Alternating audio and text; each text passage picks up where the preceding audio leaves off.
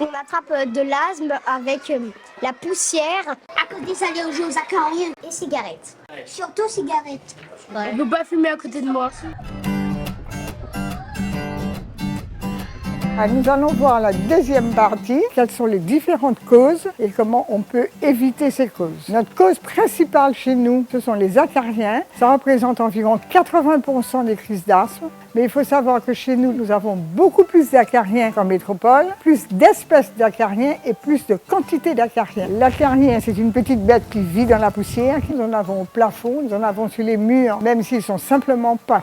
Les acariens, ils se trouvent dans nos oreillers, dans nos draps, et ça provoque l'asthme. Pour lutter contre les acariens, il faut faire un ménage soigneux. Il faudra premièrement avoir du soleil à entrer dans la chambre, parce que le soleil tue les acariens et leur fait perdre leur caractère allergisant. De faire un courant d'air, de façon à ce que le courant d'air enlève les acariens morts. Il faut savoir que la plus grande responsable de l'allergie aux acariens, ce sont les déjections. En bon français, les crottes d'acariens. Et celles-là, elles sont très fines, très volatiles. Il est donc important de les faire disparaître sans les surélever. Il est interdit de secouer les draps parce que cela va mettre en suspension les crottes d'acariens. Il ne faut pas utiliser de balai. Les poils de balai vont les mettre en suspension dans l'air. Donc le ménage devra être fait avec un aspirateur ayant sac et filtre épars. Si on n'a pas un aspirateur équipé de cette sorte-là, surtout n'utilisez pas d'aspirateur.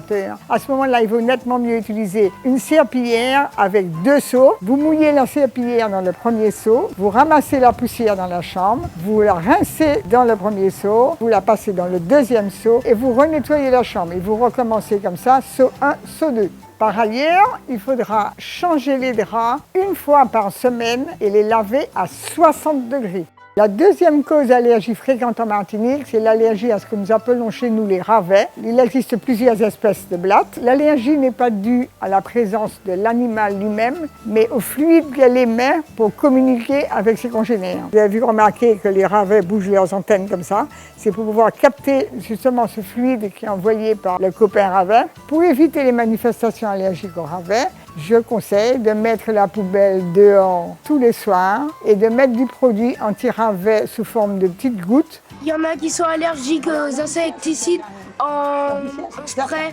Du coup, il faut mettre des gouttes et pas de spray.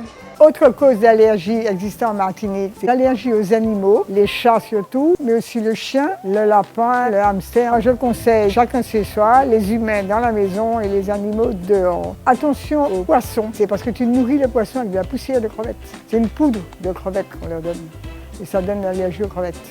Qu'en est-il du pollen en Martinique? L'allergie au pollen est excessivement fréquente en métropole, mais elle est rare chez nous. L'allergie la plus connue, c'est l'allergie à notre gazon. Le gazon flèche, le soleil et le vent vont favoriser l'envol du pollen. Il est donc souhaitable d'avoir un gazon tondu toutes les semaines. En cas de manifestation à l'extérieur, lavez-vous les cheveux en rentrant. Si vous avez des taches de moisissure sur les murs de votre chambre, demandez à vos parents de faire une déclaration à leur assurance habitat. Personne ne pense à ça. Tu as une assurance que tu payes tous les ans parce qu'elle est obligatoire et tu ne penses pas à l'utiliser. En plus des causes allergisantes, il faut savoir que toute infection du nez, de la gorge ou des gencives, du fait de la réaction inflammatoire, va aggraver l'asthme. Une méthode prouvée, c'est de faire des plongeons par les pieds à la mer. Cela permettra de laver à la fois la cause allergisante, mais également les microbes. Cette méthode a été expérimentée et prouvée en 1984, reconnue par la Sécurité sociale en Martinique, la DAS, la préfecture et les services départementaux. En conclusion, vous avez compris que l'important est de savoir la cause de son asthme, parce que cela vous permettra de prévenir les crises. Si tu fais une allergie aux acariens, tu l'as chez toi. Donc il faut que tu fasses en sorte de nettoyer ta chambre pour ne pas faire d'allergie aux acariens.